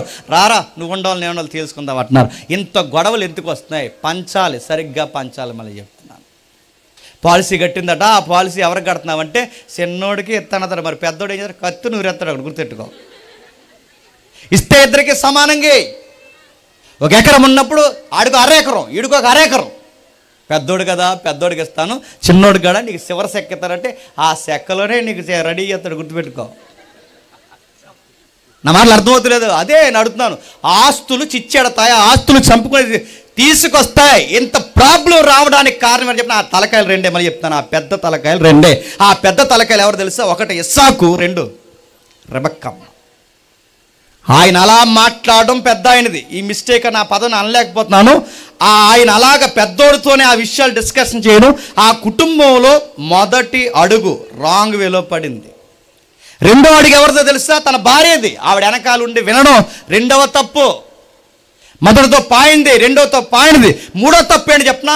వాళ్ళిద్దరూ కలిసి కూర్చుని మాట్లాడుకోకపోవడం. ఏంటండి చిన్నోడు ఏమైపోతాడండి, మీరు పెద్దోడికి ఇస్తాను. వాళ్ళిద్దరూ ఆ సమస్య కలిసి కూర్చుని మాట్లాడుకుంటే బాగుండు. వాళ్ళిద్దరూ కూర్చోలేదు. ఎవరు క్యాసెట్లు వాళ్ళు వేస్తారు, ఎవరికి వాళ్ళే మాట్లాడుకుంటున్నారు. చివరికి ఏమైంది? ఎవరికి అందకూడదో వాళ్ళకి ఉప్పు అందింది. ఆ ఉప్పు అంతే 2 కొడుకులు ఏం చేస్తారు చెప్పండి? పెద్దోడు డిసైడ్ అయిపోయాడు. ఎందుకంటే ఆడికి బాణాలు వేయడం బాగా వచ్చు. ఇప్పుడు ఆ బాణం ఇప్పుడు ఎవరి మీదకి వేస్తాడు చెప్పండి? ఇప్పటివరకు గురి జింకలకు పెట్టాడు, ఇప్పటివరకు గురి రకరకాల జీవులకు పెట్టాడు, ఇప్పటివరకు గురి తినే మాంసానికి పెట్టాడు. ఇప్పుడు సరాసరి స్కెచ్, గురి, టార్గెట్ సొంత తమ్ముడిని నెట్టాడు. ఇప్పుడు చెప్పండి, ఈ కుటుంబంలోకి గొడవలు రావడానికి ఎదిరింటి ఎల్లయ్యగాడు కాదు, పక్కింటి పొల్లయ్యగాడు కాదు, ఈ కుటుంబంలో గొడవలు రావడానికి ఎవరో కారణం కాదు. చెప్పండి, ఆ కుటుంబంలో గొడవలు రావడానికి ఆ కుటుంబ సభ్యులే కారణం. సౌలు కుటుంబం పాడవడానికి సౌలు కుటుంబకులే కారకులు. ఇక్కడ ఈ ఉమ్మడి కుటుంబం పాడవడానికి ఆ కుటుంబ సభ్యులు ఎదిరింటి ఎల్లయ్య, పక్కింటి పుల్లయ్య వాళ్ళ విషయం వదిలే. మనం బాగుంటే ఎదిరింటోడు మనల్ని ఏం చేయగలడు? మనం కలిసి మాట్లాడుకుంటే పక్కింటోడు మనల్ని ఏం చేయగలడు? మన గుట్టు రొట్టెయి మన గుట్టు రోడ్డుకెక్కి పనికి మనలకు లోకి వేయేలా మనం చేస్తే కనుక నెత్తి మీదకు కొంపట తెచ్చుకుని పెట్టుకుంటాం. గుర్తుపెట్టుకోండి. ఒక సమస్యను డీల్ చేయడం రావాలి. చాలా మంది చేసే పొరపాటు చెప్తున్నా, ఫోన్ చేసి చెప్పడం, పక్కింటికి చెప్పడం, చుట్టాలకు చెప్పడం, ఎదురింటోళ్ళకి చెప్పడం, ఎల్లమ్మకి పుల్లమ్మ చెప్తే వీళ్ళందరూ ఏం చేస్తారు? మన ఎదురుగా అయ్యో పాపం అలా జరిగిందా అంటారు, కానీ పక్క భలే జరిగింది అంటారు. మరి చెప్తున్నాను, మన గౌరవాలు వాళ్ళు కాపాడతారని మీరు ఎలా అనుకుంటున్నారు? మనల్ని మనం ప్రేమించుకున్నంతగా మన మీద ఎదుటోళ్ళు జాలి పడతారని ఎలా అనుకుంటున్నారు? మన కుటుంబం విలువ మనకు తెలియకపోతే మన కుటుంబాన్ని బయట వాళ్ళు గౌరవిస్తారని ఎలా అనుకుంటున్నారు? కొన్ని విషయాలు బయటికి చెప్పకూడదు, అది మీలోనే డీల్ చేయాలి. మీకు డీల్ చేయడం రాకపోతే మీ కుటుంబాన్ని మీరే చేతులతో నాటిన కుటుంబాన్ని మీ చేతులతో మీరే పీకేస్తారు. అనవసరమైన పగలకి, కోపాలకి, ఎత్తుగళ్ళకి, స్కెచ్లకి పోయి రకరకాల విషయాలు పోయి పాడు చేసుకుంది కుటుంబాన్ని. పాడు చేశారు ఇద్దరు కలిసి. పెద్దోడు తమ్ముడిని చంపేయాలనుకున్నాడట. ఎలా చంపాలని ఆడు పళ్ళు, కారాలు, మిరియాలు నూరెత్తున్నాడట. అదిగా చెప్తున్నాడు చూడండి 42 వచ్చిన రెబెక్క తన పెద్ద కుమారుడైన యాకోబు మాటల గురించి విన్నప్పుడు ఆమె తన చిన్న కుమారుడైన యాకోబుని పిలవనంపి అతను ఇట్లన్నా, ఇదిగో నీ అన్నయ్య అయిన యాకోబు నిన్ను చంపేదనని నిన్ను గూర్చి తాను వాదార్చుకొనిచున్నాడు. ఒకసారి సీన్లో ఊహించుకోండి. వాదార్చుకోవడం అంటే అలా తిరుగుతున్నాడట, మెడికల్ తీసుకుంటా. ఎవరు ఇలా అదొక సీన్ ఉంటుంది కదా, ఇలా తిరుగుతున్నాడట. పోనీ నాన్న చచ్చిపోయిన సంగతి తెలుస్తుంది కదా. ఆళ్ళాడు మాట్లాడి ఎక్కువ కోపం ఎక్కువైపోతే లోపల నుంచి బయటకు వచ్చేస్తుంటే కొన్ని మాటలు చూసారా? ఎడ్రా అలాగ ఆడేదో తినేసుకుంటుంటాడు, అలా తిట్టుకుంటూ తిరుగుతున్నాడ ఇంట్లో. అలా తిరుగుతున్నాడట, ఎలా తిరుగుతున్నాడు, ఎలా నాన్న పోయిన వెంటనే నెక్స్ట్ సమాధి ఎవడో తెలుసా? తమ్ముడిది. నడుతున్నాను, ఒకరికి ఒకరు తోడించాల్సిన కుటుంబ సభ్యులు ఒకరిని ఒకరు చెప్పండి చంపుకునే పరిస్థితుల్లోకి వచ్చేసారు. ఒకరికొకరు తోడుండే ఉండాల్సిన జీవితాలు ఒకరినొకరు తీసేసుకునే పరిస్థితుల్లోకి వచ్చాయి. కారణం ఏంటి చెప్పిన? ఆ ప్రాపర్టీ సమస్యని డీల్ చేయడం వీళ్ళకి చెప్పండి రాలేదు. సౌలుకి ఎలాగైతే డీల్ చేయడం అక్కడ యజమానిగా భర్తగా రాలేదో, ఇక్కడ భార్యగా ఈవిడ కూడా అన్ఫిట్ ఫెయిల్ అయింది. విషయం అయితే తెలిసింది. తర్వాత అప్పుడు అర్థమవుతుంది లేటుగా మేడంకి. ఏమని? ఆ 45వ వచనంలో కిందికి 2వ మాట, అప్పుడు నేను అక్కడి నుండి నేను పిలిపించదను, ఒక్కనాడే మీ ఇద్దరిని నేను ఎలా పోగొట్టుకోవాలరా? పోతారని తెల్దా? గొడవలు వస్తే పోతాదని తెలదా? ఒకరినొకరు చంపుకునే పరిస్థితులు వస్తాయని మీకు అర్థం కాదా? ఇప్పుడు అర్థమవుతుందా? అంటే సీన్ ఇంత సీరియస్ అయిపోయాక అర్థమవుతుందా? అరే చిన్నోడికి తెలియకుండా పెద్దోడికి తెలియకుండా చిన్నోడికి వీళ్ళిద్దరి మధ్య మనమే పులలు పెట్టిన వాళ్ళని అవుతామని అప్పుడు మీకు అర్థం అవ్వలేదా? ఇప్పుడు అర్థమవుతుందా? అప్పుడు గుర్తుపెట్టుకోండి, ఆపాల్సిన టైంలో, చెయ్యాల్సిన టైంలో, తీసుకోవాల్సిన టైంలో నిర్ణయాలు సరిగ్గా తీసుకోకపోతే తర్వాత నిర్ణయాలు మార్చుకుందాం అనుకున్నా మళ్ళీ మార్చుకునే లోపు ఎవరో ఒకరు చచ్చిపోతారు. బాధాకరమైన విషయం ఏంటో తెలుసా? ఇలానే ఉంటే అన్నీ చంపేసేలా ఉన్నాడు రా, మామయ్య గారి ఇంటికి వెళ్ళిపో అన్నదంట. మామయ్య అదో రకం అక్కడ ఉన్నాడు, అదో మనిషి. ఆ మామయ్య ఇంటికి వెళ్ళిపోరంటే లింగులింగమని మామయ్య ఇంటికి వెళ్ళిపోయాడు. మామయ్య ఇంటి దగ్గర నుంచి కాస్త మళ్ళీ అదుగు ఇదుగని రూపాయి సంపాదించి జీవితం విలువ అర్థం చేసుకుని తిరిగి వచ్చే సమయానికి ఇంత ప్రేమించిన వాళ్ళ అమ్మ బతుకుందా? చచ్చిపోయింది. గుర్తుపెట్టు. ఒక్క సమస్యని 2 నిమిషాలు కూర్చొని మాట్లాడుకుంటే సెటిల్ అయిపోయే విషయాన్ని చావు వరకు తెచ్చుకున్నారు. చావుని సమస్యగా గుప్పెట్లో పెట్టుకుని, ప్రాణాలు గుప్పెట్లో పెట్టుకుని పారిపోయాడు. యాకోబు తిరిగి వచ్చే సమయానికి ప్రాణానికి ప్రాణంగా చూసుకున్న వాళ్ళ అమ్మ చచ్చిపోయింది. కుటుంబాలు దేవుణ్ణి బట్టి కుటుంబాలు అనబడాలి. మరి చెప్తున్నాను, ఫ్యామిలీ నోరుకి ఇవ్వలేదు. మీరు బయటికి వెళ్ళి చూడండి, భార్యలు లేక బాధపడుతున్న వాళ్ళు ఎంతమంది ఉన్నారు మీరు చూడండి.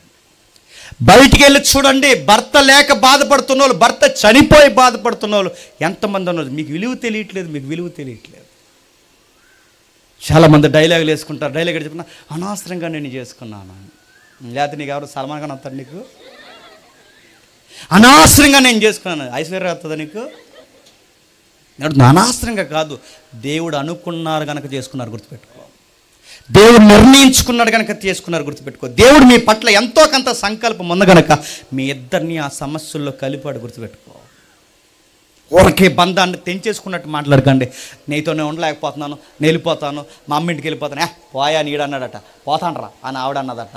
పోతాడు అడుగుతున్నాను. నిజంగా పోతే ఊరు వెళ్ళిపోవడం కాదు. ఎప్పుడు మీకు విలువ తెలిసి చెప్పిన, ఇద్దరిలో ఎవరో ఒకరు భూమి మీద నుంచి పోతే అప్పుడు తెలిసి ఎందుకు చెప్పినా, తిట్టుకోవడానికి ఎదురుగా మనిషి కూడా ఉండడు. గుర్తుపెట్టు.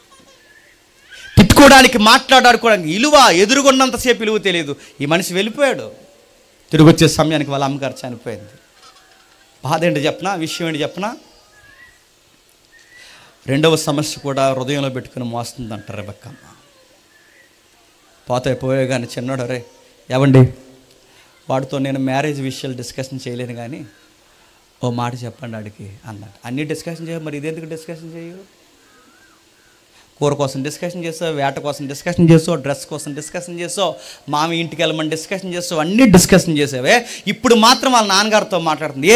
ఇప్పుడు వెలిగింది బొమ్మ ఎవరికి? వాళ్ళ అమ్మగారికి. డాడీతో చెప్పించాలన్న గౌరవం ఇప్పుడు వచ్చింది. వాళ్ళ అమ్మగారు ఇప్పుడు వాళ్ళ నాన్నతో చెప్పించింది. ఏమండి వాడికి మ్యారేజ్ వయసు వచ్చింది కదండి, వాడిని పెళ్లి చేసుకునే మాత్రం ఒక మాట చెప్పండి, ఏ పిల్లని పడితే ఆ పిల్లని చేసుకోవద్దని చెప్పండి అన్నారు. అంత బాధ ఎందుకు వస్తుంది రెబెక్కమ్మకి? ఎందుకంటే మీకు బాగా అర్థం అవ్వాలంటే 46 వచనం చూడండి ఒకసారి. మరియు రెబెక్క ఇస్సాకుతో, ఏతు కుమార్తె వలన నా ప్రాణము విసుకున్నది, ఏతు కుమార్తెలో వీరు వంటి ఒక దానిని యాకోబు పెండ్లి చేసుకునే ఎడల నా బ్రతుకు వల్ల నాకు ఏమి ప్రయోజనం? ఇప్పుడు చెప్పండి, ఈవిడ పెళ్లి విషయంలో అంత సీరియస్గా ఎందుకు తీసుకుంటుందంటే, ఆల్రెడీ పెద్ద కోళ్ళు రాసి రంపాన్ని ఎట్టేస్తుందంటే ఎవరిని? రెబెక్కమ్మని. గుర్తుపెట్టుకోండి. స్టేజ్లు మారుతున్నాయి. మీకు ఫ్యామిలీ మ్యాటర్, ఈ ఫ్యామిలీ మీట్ కదా, ఈ ఫ్యామిలీ మీట్లో ఎవరెవరు ఎలా ఉంటున్నారు మీకు అర్థమవుతుందో లేదో. భర్త ఎలా ఉండకూడదు? సౌలులా ఉండకూడదు. భార్య ఎలా ఉండకూడదు? ఇదిగో దొంగ చాటున రెబెక్కమ్మలా వినకూడదు. గుర్తుపెట్టుకోండి. కోడలు ఎలా ఉండకూడదు? అదిగో రెబెక్కమ్మ పెద్ద కోడలు చూడండి, ఏడిపించేస్తుందని పట్టుకుని. మీరు వీడియోలు చూస్తున్నారు లేదో? చూస్తున్నారు వీడియోలు. తన కొడుకు ఉద్యోగానికి పోతే, తన పిల్లలు ఉద్యోగానికి పోతే వయసు అయిపోయిన మామగారులని రోడ్డు మీదకి లాగి మరీ కొడుతున్నారు. మీరు చూసారు. పక్షవాతం వచ్చి వాళ్ళ కాలు చేయి పడిపోయి, నోరు పడిపోయి, ఎవరికీ చెప్పుకోలేని టైంలో వాళ్ళని కొడుతుంది. వాళ్ళకి చేతులు ఎలా వస్తున్నాయి నాకు అర్థం అవ్వట్లేదండి. కొడుకున్నంత కాలం మామయ్య గారు టీ తాగుతారా, మామయ్య గారు టిఫిన్ చేస్తారా, మామయ్య గారు కొంచెం షుగర్ తగ్గించమంటారా, మామయ్య గారు కొడుకు ఉద్యోగానికి వెళ్ళిపోయాడు, నీకు టీ కావాలా అన్నారంట. ఇలాంటివి చూస్తున్నారు లేదో? సీసీ ఫుటేజ్లు బయటకు వస్తున్నాయి, మీరు చూస్తున్నారు. ఏడిపించేస్తున్నారు తల్లిదండ్రులు. అడుగుతున్నాను, ఇలా ఏడిపించే కోడళ్ళు ఎవరైనా ఉంటే అడుగుతున్నాను, ఇదే వయసు అయిపోయిన అమ్మ నాన్న ఉంటే మీరు అలా చేస్తారు? మీ అమ్మ నాన్న వయసు అయిపోయినప్పుడు వాళ్ళు టాయిలెట్ పోస్తే ఎత్తుతావు, మీ అమ్మ నాన్నకి వయసు అయిపోతే వాళ్ళకి సాకిరీ చేస్తావు. నేను అడుగుతున్నాను, మీ అమ్మ నాన్న నువ్వు ఇలా చూసినప్పుడు నీ భర్త యొక్క అమ్మ నాన్న కూడా నీకు అమ్మ నాన్నతో సమానం అని నీకు ఎందుకు అనిపించట్లేదు? అరే పెద్దవారు తండ్రి సమానం నువ్వు ఇలా చూడాలి, నీకు ఎందుకు అనిపించలేదు? ఈ అమ్మాయికి ఎందుకు ఎలా అనిపించట్లేదు చెప్పనా? ఆ అమ్మాయికి దేవుడు అంటే ఏంటో తెలియదు. ఈ పెద్ద కోళ్ళకి దేవుడు చర్చి గిర్చి ప్రార్థన దేవుడి మాటలు ఏముండవు. ఆ అమ్మాయి గంగిరెద్దు దేవారం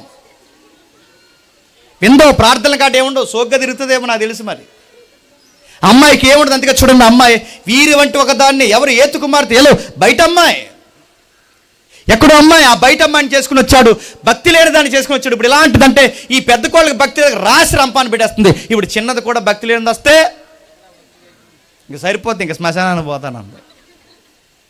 కొడుకులు ఎవరైతే ఉన్నారో మీరు గుర్తుపెట్టుకోండి. మీ అందరికీ మళ్ళీ చెప్తున్నాను, మీ పేరెంట్స్కి మీరు ఇచ్చే అతిపెద్ద బహుమానం ఏమైనా ఉందంటే వాళ్ళ మాటినే కోడలను చేసుకోండి. గుర్తుపెట్టుకోండి. ఎందుకురా పిల్ల, నీకు ఎందుకురా అని అడిగారట. మమ్మీ అలా అనుకో, నన్ను నా మనోభావం దెబ్బతీయకండి అన్నారట. నీకు ఎందుకురా పిల్ల, నీకు సెట్ అవ్వదంటే, అదో నేను చూసినప్పుడు అక్కడ మెరుపులు వచ్చింది, నాకు అర్థమైంది ఆ పిల్ల నాకు ఎలాగుంటుంది పోయే కాలం దగ్గర అన్నప్పుడు. గుర్తుపెట్టుకోండి. వద్దురా అంటే ఎగేసుకుని, ఒరే దేవుడు లేడు, చర్చ్ లేదు, ప్రేయర్ లేదు, ఆ అమ్మాయికి బైబిల్ అంటే ఏంటో తెలియదు, ఆ పిల్ల మన కోడలుగా ఎందుకురంటే మార్చేస్తాను అన్నాడంట. నాతో చెప్పింది పార్కులో కూర్చుని మారిపోతాను, చర్చ్కి వస్తాను, ముందు అలాగే చెబుతుంది, తర్వాత రానంటది. తర్వాత ఏం చేస్తావు, రాకపోతే ఊరుకోనంటే ఏం చేయగలవు? 100కి ఫోన్ చేస్తుంది. గుర్తుపెట్టుకో. నువ్వేమన్నా బలవంతంగా తీసుకొచ్చి చూసి రాబోతే కొత్త చట్టాలు వస్తున్నాయి. ఎవరైనా బలవంతంగా ఎవరినైనా చర్చికి తీసుకెళ్తారంట 3 సంవత్సరాల నుంచి 5 సంవత్సరాలు జైలట. ఆల్రెడీ రాజస్థాన్లో వచ్చింది, రేపో మాపో మనకు దిగుతుంది, రెడీగా ఉండండి. రేపు మాపు దిగుతుంది అడుగుతున్నా, ఎవరిని చేసుకుంటావు, ఎవరిని తీసుకొస్తావు? చాలామంది ఆడపిల్లలు కూడా మీరు చూడండి, భక్తి లేని, దేవుడు అంటే తెలియని మగపిల్లల్ని ఆడపిల్లలు ప్రేమించి ఆడు చేసుకుంటాను. ఆడు ఏం చేస్తాడు? అమ్మేస్తాడు. నేను ముంబైలో ఏమనుకుంటున్నావు? ఆడు ఉంటాను అనుకుంటున్నావా? దేవుడికి కూడా అంటే అసలు పడదు అంటాడు. ముందు అలాగంటాడు, పార్కులో నీతో పాటు చర్చికి వస్తాను, నువ్వు నాతో పాటు గుడికిరా అంటాడు. ఎంత మంచోడు! ఇలాంటి బహుమానం ఇన్ని రోజులు ఎక్కడ దాచా ప్రభు అంటావు.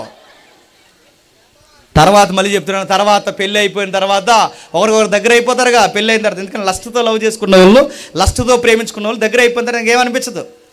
నిజంగా ప్రేమించుకున్న వాళ్ళు దగ్గర అయిన తర్వాత ఇంకా ప్రేమించుకుంటారు. కానీ వాళ్ళకి లస్ట్ అయిపోయిన తర్వాత ఇంకా లవ్ ఉండదు. అప్పుడు అంటాడు, చర్చికి వెళ్దాం రండి అంటే నువ్వు వెళ్ళు అంటాడు. చర్చికి వెళ్తారా? నువ్వు వెళ్ళా అంటాడు. చర్చికి వెళ్దా రా అంటాడు. రాను. మరి పార్కులో అలాగే చెప్తాను అంటాడు.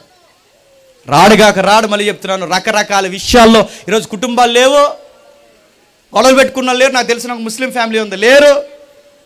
రకరకాల విషయాలు. అందుకే ఈ ప్రాబ్లం ఫేస్ చేస్తుంది చూడండి. చివరికి తిరిగి సమస్య ఎక్కడికి వచ్చింది తెలుసా? యాకోబు పెళ్లి విషయం డిస్కషన్ వస్తుంది చూడండి. యాకోబు పెళ్లి విషయం డిస్కషన్ వస్తుంది. అంటే ఒక సమస్యను డీల్ చేయడం రాకపోతే ఆ సమస్య చెప్పండి ఇంకొక సమస్యకి దారితీస్తుంది. ఒక విషయాన్ని చక్కబెట్టడం రాకపోతే ఆ విషయం మరొక సమస్యకి దారితీస్తుంది. ఇప్పుడు ఆ సమస్యలు అలాగే తిరుగుతుంది, ఒకదానికొకటి సుడిగుండం అవుతున్నాయి చూడండి. ఏం కోరుకుంటుంది రెబెక్కమ్మ, ఏం కోరుకుంటున్నారు ఇస్సాకు అంటే, కాస్త దేవుడు ఎరిగిన వారిని చేసుకోరా. ఇప్పుడు చెప్పండి, ఎంసీ పత్రికలో కుటుంబం దేన్ని బట్టి కట్టబడాలి చెప్పండి? ఏ దేవుణ్ణి బట్టి కుటుంబం అనబడుతుందో చెప్పండి, ఆ దేవుడిని బట్టే పెళ్ళిళ్ళు జరగాలి, ఆ దేవుడిని బట్టే కాపురాలు జరగాలి, ఆ దేవుడిని బట్టే ఒకరినొకరు ప్రేమించుకోవాలి, ఆ దేవుడు అనే ఆన్సర్ని బట్టే చెప్పండి మీరు కలిసి ఉండాలి. అప్పుడు ఇది గాడ్స్ ఫ్యామిలీ అంటాడు. గుర్తుపెట్టుకోండి. యాకోబు మ్యారేజ్ అయినా, సౌలు యొక్క స్నేహమైన, సౌలు యొక్క కుమారుడు యొక్క స్నేహమైన ఏదైనా దేవుడిని బట్టే. ఇప్పుడు చెప్పండి, ఆ దేవుడు అనే విషయాన్ని పక్కన పెడితే ఒకరినొకరు చంపుకునే పరిస్థితి వచ్చింది. చివరికి అసూయతో రగిలిపోయి సౌలు ఏమైపోయాడు చెప్పండి? సూసైడ్ చేసుకుని చచ్చిపోయాడు. ఇలాంటి ఎత్తుకల్లకి రెబెక్క మేమేం చెప్పండి, కొడుకు తిరిగి వచ్చే సమయానికి చచ్చిపోయింది. ఏం మిగిలిందంటే మళ్ళీ చెప్తున్నాను, మన కుటుంబాల్లో దేవుడిని ముందెట్టుకోకపోతే చెప్పండి మిగిలేది చెప్పండి సావు సమస్యలే మిగులుతాయి. గుర్తుపెట్టుకోండి. మీ ప్లానింగ్స్ అన్నీ రివర్స్ అవుతాయి, మీ పరిస్థితులన్నీ మేము లెక్కరిస్తాయి. చివరికి దేవుడిని పక్కన పెడితే మళ్ళీ చెప్తున్నాను, మీ కుటుంబాలు పచ్చగా ఉండాలని మీరు అనుకోవడం చెప్పండి అసాధ్యం. అందుకే పౌలు గారు అంటున్నారు, దేవుడిని బట్టి కుటుంబం అనబడాలి. దేన్ని బట్టి? దేవుడిని బట్టి కుటుంబం అనబడాలి. ఇంకా ఏమున్నాయి? మరొక విషయం ఉంది చూడండి ఒకసారి. మరొక విషయం, ఇదే నిర్గమాకాండం, ఇదే ఆదికాండం తర్వాత నిర్గమాకాండము మీకు విషయం అర్థమవుతుంది. నిర్గమాకాండము 19వ వచనం నుండి 4వ అధ్యాయం 19వ వచనం నుండి 4వ అధ్యాయం 19వ వచనం నుండి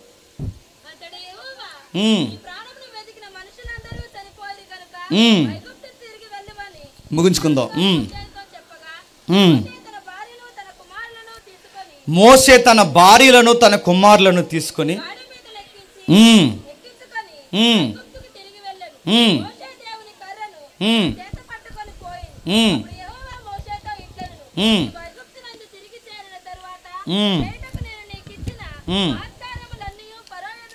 సందర్భం మీకు తెలుసు.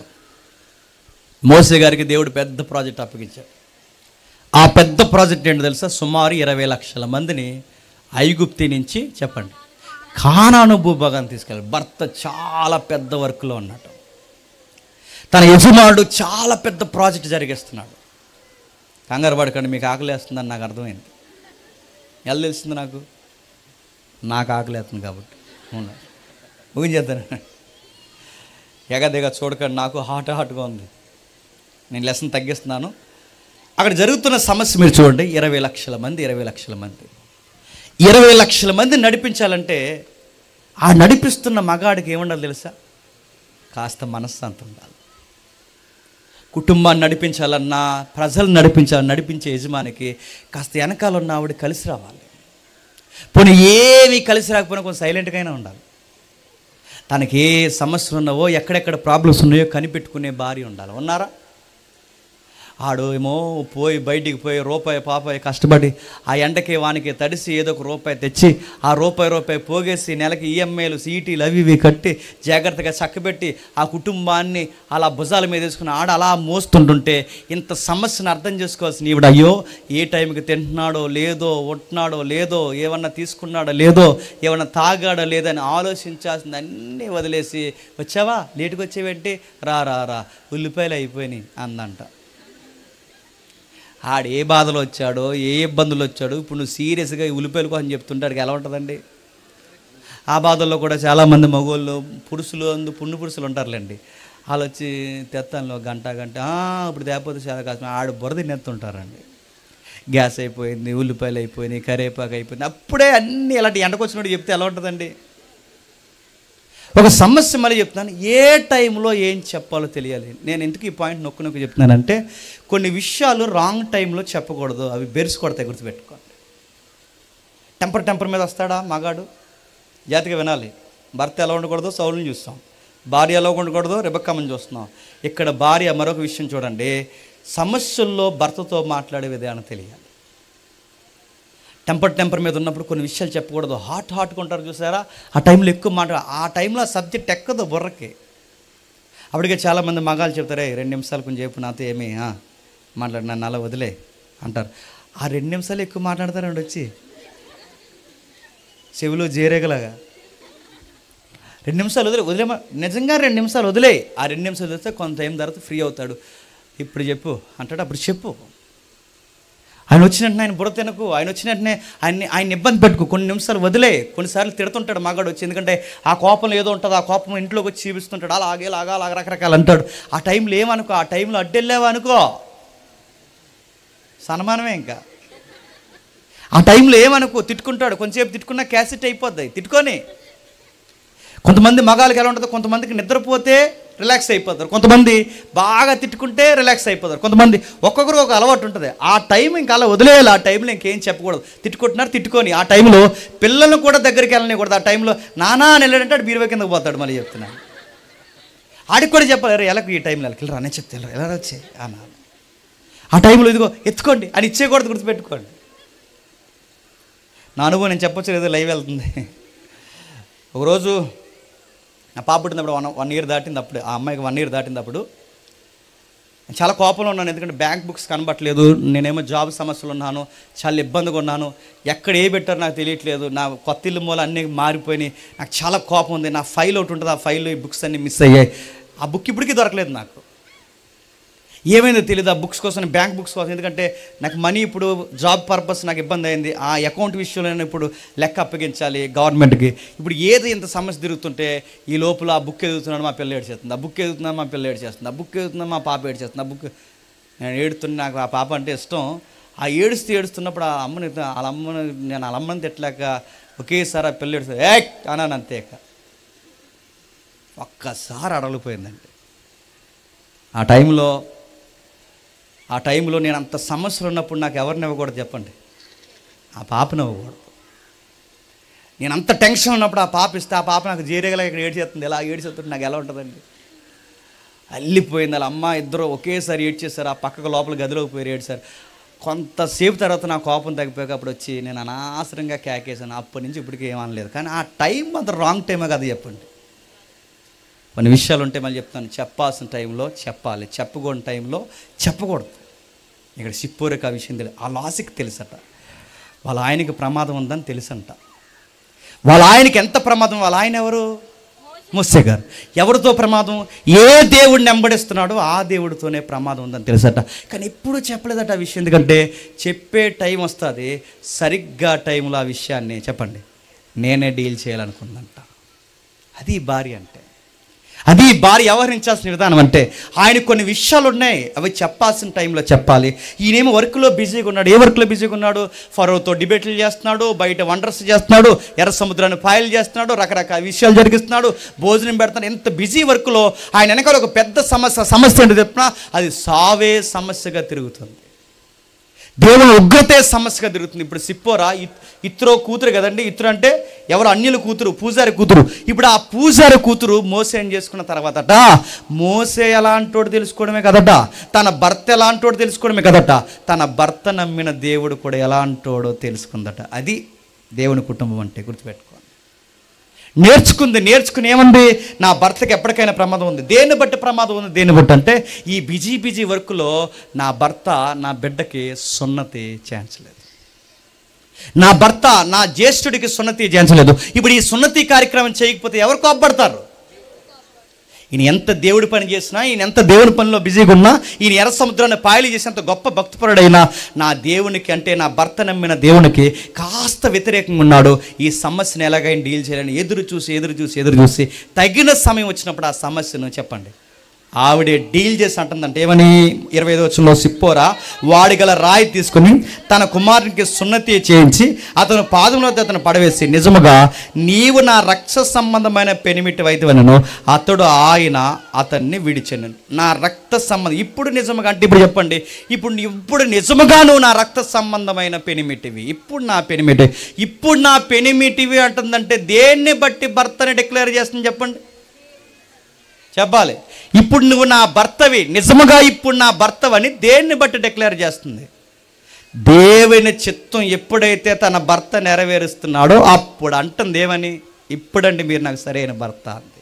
ఇప్పుడు చెప్పండి, పెళ్ళిళ్ళన్నీ పెళ్ళిళ్ళు కావు చెప్పండి, సంసారాలన్నీ సంసారాలు కావు, కాపురాలన్నీ కాపురాలు కాదు. ఎప్పుడు సంసారాలు పెళ్ళిళ్ళు ఇవి నిజముగా అవుతాయి చెప్పినా ఆ కుటుంబంలో ఎవరు ఉండాలి చెప్పండి? దేవుడు ఉండాలి. ఆ కుటుంబంలో దేవుడు ఉండాలి. దేవుడిని బట్టే కుటుంబం. ఇప్పుడు అంటుంది ఆ సిప్పోరు అంటుంది ఇప్పుడు నాకు నిజమైన పెనిమిటివి. మరి ఇప్పటి వరకు జస్ట్ పెనిమిటివి, ఇప్పుడు నిజమైన పెనిమిటి. ఎందుకు? ఇప్పుడు నువ్వు నేను కలిసి దేవుని చిత్తం నెరవేరుస్తున్నాం గనక ఇది మన వివాహ బంధానికి సరి అయిన నిర్వచనం.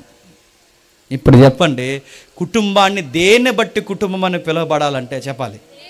దేవుణ్ణి బట్టి. సౌలు కుటుంబమైన, రెబక్కమ్మ కుటుంబమైన, ఇక్కడ మోసే సిప్పోర కుటుంబమైన, ఏ కుటుంబమైనా దేవుడే కేంద్ర స్థానమై ఉండాలి. మీ కుటుంబాల్లో దేవుడు కేంద్ర స్థానంగా లేకపోతే మీ పిల్లలు మీ మాట వినరు. మీ కుటుంబంలో దేవుడు కేంద్ర స్థానంగా లేకపోతే నీ భర్తతో నువ్వు ఎలా వ్యవహరించాలో నీకు తెలియదు. నీ కుటుంబంలో దేవుడు కేంద్ర స్థానంగా లేకపోతే నీ భార్యని ఎలా ప్రేమించాలో నీకు తెలియదు. నీ కుటుంబంలో దేవుడు నీకు కేంద్ర స్థానంలో లేకపోతే ఒకరిని ఒకరు ఎలా ప్రేమించుకోవాలో చెప్పండి? అర్థం కాదు. అందుకే ఆ ఎఫ్సి పత్రిక అలా ముడిపెడుతూ ఒక మాట అంటాడు చూడండి ఒకసారి. ఎఫ్సి పత్రిక, అదే ఎఫ్సి పత్రిక 5వ అధ్యాయం, క్షమించండి, ఎఫ్సి పత్రిక 6వ అధ్యాయం 1వ వచనం చూడండి ఒకసారి. పిల్లలారా ప్రభునందు మీ తల్లిదండ్రులకు విధేయులై ఉండుడి, ఇది ధర్మమే. మీకు మేలు కలుగునట్లు మీ తల్లిని తండ్రిని సన్మానించుడి. అందరి కోసం చెప్తాడు చూడండి. ఆ వచనంలో మొట్టమొదటి వచనంలో పిల్లల కోసం చెప్తున్నాడు, రెండోది తల్లిదండ్రుల కోసం చెప్తున్నాడు, మూడోది వాళ్ళు వ్యవహరించిన తీరు ఒకరికొకరు ఎలా ఉండాలో 5వ అధ్యాయంలో చెప్తున్నాడు. చూడండి ఫ్యామిలీని ఎలా కలుపుతున్నాడో చూడండి. ఒక బిడ్డలకి పిల్లలారా ప్రభువునందు మీ తల్లిదండ్రులకి విధేయత. ఇప్పుడు చెప్పండి, మన బిడ్డల దగ్గరికి వెళ్ళి రే విధేయతగుండు, రే విధేయతగుండు, రే విధేయతగుండాలరా, రే విధేయతగుండు అంటే ఉంటారా చెప్పండి? ఉంటాంలే అంటారు. వాళ్ళకి విధేయత ఎప్పుడు వస్తుంది చెప్పిన? ప్రభునందు ఉంటే వస్తుంది. అక్కడ ఉంది చూడండి, ఏంటంట? ప్రభునందు ఉంటే వస్తుంది. మన బిడ్డలు ప్రభునందు ఉండాలి. ప్రభునందు ఉండాలంటే పంపించు చర్చికి. మీ పిల్లల్ని ఆదివారం ఖచ్చితంగా సండే స్కూల్కి పంపించు. మీ పిల్లల్ని ఖచ్చితంగా ఆదివారం ఆ ఏదైతే జరుగుతుందో వర్షిప్లో కూర్చోబెట్టు. మీ పిల్లలు కాలేజీకి ఒక రోజు వెళ్ళి ఒక రోజు వెళ్ళగుతున్నారు లేదో నాకు తెలియదు, కానీ చర్చికి మాత్రం రాకపోతే దులుమాడెత్తానని చెప్పు. మన బిడ్డలకు విధేయత ఎక్కడ వస్తుందంటే ప్రభువు నందు ఉంటే వస్తుంది. అందుకే మన బిడ్డలు మనకన్నా బాగా ప్రేమించాల్సింది ఎవరన్నా తెలుసా? దేవుడిని ఎక్కువ ప్రేమించాలి. దేవుడు దేవుడు దేవుడు దేవుడు అనాలి వాళ్ళు. అందుకే ప్రభువునందు మీ పిల్లలకు, ప్రభువునందు మీ తల్లిదండ్రులకు విధేయత, మన పిల్లలకి విధేయత రావాలి. మన తల్లిదండ్రులకి బాగా వినండి, తల్లిదండ్రులకి మనం ఎప్పుడు విధేయత ఇవ్వగలమంటే ప్రభువునందు మనం విధేయత నేర్చుకుంటే చెప్పండి మన తల్లిదండ్రులకు విధేయత ఎలా చూపించాలో అర్థమవుతుంది. ప్రభువునందు విధేయత మనం నేర్చుకుంటేనే తల్లిదండ్రులకు విధేయత ఎలా చూపించాలి. నీకు తల్లిదండ్రులకు విధేయత చూపించాలన్న పదం నీకు అర్థం కావాలంటే ప్రభు అంటే నీకు అర్థం అవ్వాలి. ఆయన తండ్రికి అలాగే చూపించాడు విధేయత. ఎంత విధేయత చూపించాడు తెలుసా? ఆడి విధేయత చూపించిన విధానం చూస్తుంటే ఆశ్చర్యం అవుతుంది. చేయుటకు నీవు ఇచ్చిన నా పనిని సంపూర్ణంగా నెరవేర్చాను. ఆ పనిని నెరవేర్చడానికి నీ పని తుదముట్టించుటయే నాకు ఆహారము పానీయమై ఉందన్నాడు. అది విధేయత. రేపు బయటికి వెళ్ళి మీరు ఎందుకు చిల్లర తినరంటే మన పిల్లలు చెప్పేలా ఉండాలి, మా పేరెంట్స్ వండేవి తప్ప మేము బయట తినలేమని. ఎందుకు? వాళ్ళకి ఆ పాయింట్ అర్థం అవ్వాలి. మన పిల్లలు కొన్ని విషయాలు తెలియాలి, వాళ్ళకి విషయాలు అర్థం అవ్వాలి. నా ఆరోగ్యాలు పాడు చేసుకుని మా అమ్మ నాన్నకి నేను బర్త్డే నవ్వలేనన్న విషయం వాళ్ళకి అర్థం అవ్వాలి. మా నాన్న కోసం, మా అమ్మ కోసం, అంటే ఈ పేరెంట్స్ని ఎంత లవ్ చేయాలన్న ఆ తత్వం ఎక్కడుంటే నేర్చుకుంటారు. తన తండ్రికి తన కుమారుడు ఎంత లోబడ్డాడో మన పిల్లలు చూసుకుంటే మన పిల్లలు కూడా చెప్పండి అంత లోబడతారు. అందుకే చర్చలకు పంపండి, ఇలాంటి యూత్ మీట్లో, ఫ్యామిలీ మీట్లో కూర్చోబెట్టండి. వాళ్ళని ఎలాగైనా సరే వాక్యంలో రుద్దండి. అప్పుడు అర్థమవుద్ది వాళ్ళకి. కిందకి చెప్తున్నాడు చూడండి 4వ వచనంలో, తల్లిదండ్రులారా మీ పిల్లలకి కోపం రేపక. ఏంటట? మీ పిల్లలకి కోపం రేపక ప్రభు యొక్క శిక్షలోను బోధలోను వారిని పెంచండి. మీ పిల్లలకు కోపం రేపక అంటే ఇందాక చెప్పానుగా, చెప్పాల్సిన విధంగా చెప్పకపోతే వాళ్ళకి ఏమొస్తుంది చెప్పండి? ఎమోషనల్గా డిస్టర్బెన్స్ అవుతారట. మనకు ఎలాగ చెప్పడం రాదు, మనకు వచ్చా? మనకు ఎలాగో డీల్ చేయడం రాదు, మనకు వచ్చా? మనకు ఎలాగూ వాళ్ళని చక్కబెట్టడం రాదు, మనకు వచ్చా? రాదు. మనకు ఎలాగూ రాదు కనుక మళ్ళీ చెప్తున్నాను, మన పిల్లలకి, మన బిడ్డలకి, మన కూతుర్లకి, మన కొడుకులకి వాళ్ళకి కోపం రేపకుండా ఉండాలి అంటే వాళ్ళకి ప్రతిదానికి ఎమోషనల్గా వచ్చేస్తుంది. ఈ మధ్య ఎక్కలేని టెంపర్లు వచ్చేస్తున్నాయి కదా వాళ్ళకి ఏమి ఎక్కడ లేని కోపాలు వాళ్ళకి రేపకూడదంటే, వాళ్ళకి అలా కోపం రాకూడదంటే వాళ్ళకి ఒక ట్రైనింగ్ ఇవ్వాలంట. ఆ ట్రైనింగ్ అక్కడ చెప్తున్నారు చూడండి, ప్రభు యొక్క శిక్షణ చెప్పండి బోధ. అప్పుడు వాళ్ళు ఎమోషనల్గా ఫీల్ అవ్వరట.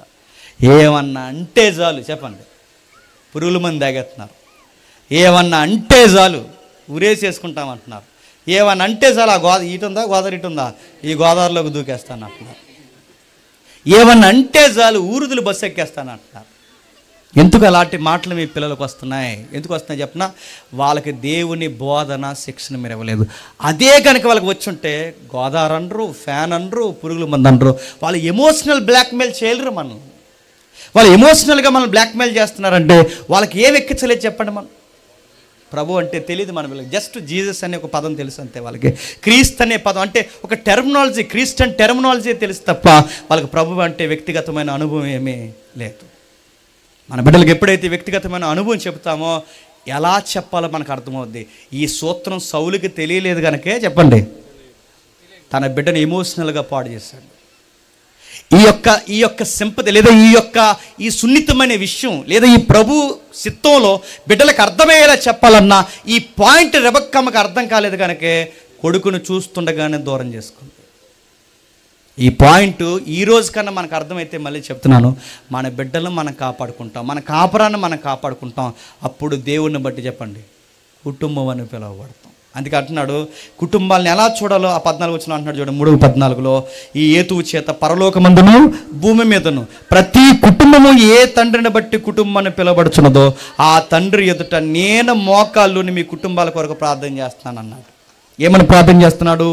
మీరు అంతరంగ పురుషుని బట్టి శక్తి కలిగి ఆయన ఆత్మందు బలపరచబడినట్లుగా క్రీస్తు మీ హృదయంలో విశ్వాసం ద్వారా నివసించినట్లు తన మహిమైశ్వర్యం చొప్పున మీకు దయచేయవలనని మీరు దేవుల్లో సంపూర్ణత యందు పూర్ణగునట్లుగా ప్రేమయందు వేరుపారి స్థిరపడి సమస్తమైన పరిశుద్ధతో కూడిన దాని ఎడల్పు, పొడుగు, ఎత్తు, లోతు ఎంతో గ్రహించాలని నేను మీ కుటుంబాల కొరకు చెప్పండి ప్రార్థన చేస్తాను. ఇప్పుడు చెప్పండి, కుటుంబంలో ప్రేమలో పెరగాలన్నా, కుటుంబం ప్రేమ లోతేంటో తెలుసుకోవాలన్నా, కుటుంబం దాని ఎత్తేంటో తెలుసుకోవాలన్నా, కుటుంబం దినదినం సంపూర్ణ కుటుంబంగా మారాలంటే పౌలు గారు అంటున్నారు, దేవుడు అనే ఒక ఆన్సర్ ఉంటే ఆ ప్రేమ, పొడవు, ఎడల్పు, ఎత్తు మీరు సంపూర్ణమైన కుటుంబంగా తీర్చబడతారంటున్నాడు.